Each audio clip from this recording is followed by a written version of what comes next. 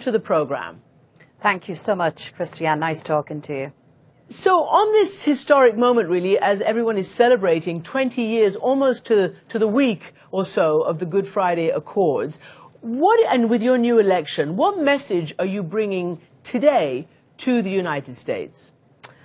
Well, I suppose in addition to wishing people the joy of the festivities over St. Patrick's weekend, we're coming with the message of hope, but also a message of threat posed to the Good Friday Agreement by Brexit, by some within the Tory establishment in Britain who have taken a view that the Good Friday Agreement has served its purpose and can be now discarded with. I suppose we're issuing a rallying cry to all of those people right across America, people who were instrumental in delivering a peace process in Ireland, were instrumental in delivering the Good Friday Agreement. We're saying that we now need to defend that very agreement, its principles of equality, of inclusion, the very things that created and sustained the peace. We're saying very clearly that Brexit poses a real and present danger to that agreement. We've delivered that message very directly to Mrs May in London. Her government are well aware of it. And I suppose we're also asking people to keep faith with us. As you know, Christiane, our country, our island is partitioned since the 1920s. And as Irish Republicans, it's our political mission to reunify the country peacefully, to do it democratically, and to build a new Ireland. So I suppose that the message is mixed in as much as we're talking about the real political threats that need to be met head on, but also the massive political opportunities that are out there and the big historic mission now that I believe we can complete in our political lifetimes to reunite a country peacefully and to create a bright new future for one and all. Well, that is a very clear message with a lot of hope attached to it. Let's not forget, as you pointed out, that it was the United States which, as much as the parties involved and the British government of Tony Blair, under President Clinton, who forged that historic Good Friday Agreement. You're here now. What do you make of not being invited to the White House? It's strange to me that, unlike your predecessor, Gerry Adams, the former president, the recently resigned president of, or retired president of Sinn Féin, who has got an invitation even today, you don't. Why not? Well, look, I mean, the invitations are issued by the White House and it's a matter for themselves to make decisions as to who might be invited or not. I will be at the Speaker's Lunch. I've had a very extensive range of engagements with people, political people. I'll meet with the Friends of Ireland up in the Hill tomorrow morning. So we're very busy and very active. Gerry will be in the White House tomorrow, and I think it's most appropriate given that it's the 20th anniversary of the Good Friday Agreement. And to be honest with you, Christiane, just given the political challenges that we face, I certainly don't feel that I've been snubbed or anything like that. I guess it's a matter for the White House if you're seeking an explanation to forward that to you. But I would say this, and we've met today with the State Department. As I say, we'll meet with others. The challenge in Ireland is immense, but for the United States, Ireland, I believe, remains almost the jewel in the crown, if I can use that term, a massive foreign diplomatic triumph for the United States of America. And we're very mindful of the role of successive administrations. We wish America always to be constructive, and I believe that's the intention of this administration as with others.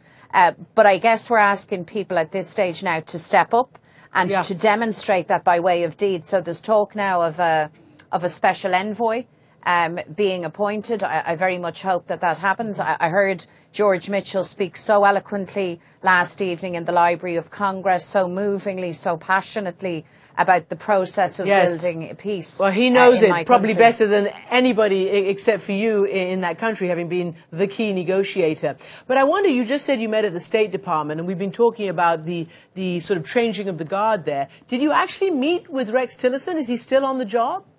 No, no, indeed we didn't. And we were busily examining issues that for me are domestic matters. I have to say that you couldn't help but feel that there was a changing of the guard underway. And of course, that's a matter for this administration. It's not really a matter for me to comment on, except to say that I hope that any administrative changes won't delay or won't compromise what I believe can be a very positive influence and a very positive intervention by this government. So, Mary Lou McDonald, I just want to put to you the whole Gerry Adams issue. He was a larger-than-life figure. He spent his whole career during the Troubles and eventually was one of the leaders of the peace process. And I did say in the introduction that you and your fellow leader, Michelle O'Neill, have got a different generational experience. You've not got direct links with the militants, with the IRA. But you did, in your inaugural speech, you did use a term which was Chucky Allure. Apparently it means our day will come. But for many it is known as an expression that the IRA used, an expression of potentially militant nationalism. Was that deliberate? Well, I did issue those words. I did say Chucky our law, and that is the Irish, as you say, for our day will come. And people will know fully and right well that in saying those words and in using that language, by the way, which has its origins originally in James Joyce's portrait of the artist as a young man, so it has a very auspicious literary pedigree. In using those words, I talk very directly to the building of a new Ireland. You are right to say that I have no direct connections with the conflict. I'm a Dublin woman, so I'm from what's called the South. Myself and my deputy leader, Michelle O'Neill, represent a new generation of Republican leaders. And of course, we're mindful of the past. We're mindful of the fact that we have a job in terms of building reconciliation. But our eye is firmly on the future. And to be honest with you, if you care to examine the speech that I made when I became leader, you will see a manifesto, an ambitious manifesto for reaching out, for healing and for change. And I say that as a Republican woman, and I reserve the right to use Republican language. And that slogan is far beyond the reach of any single group. That is a term that's commonly used by Irish nationalists, by Irish Republicans,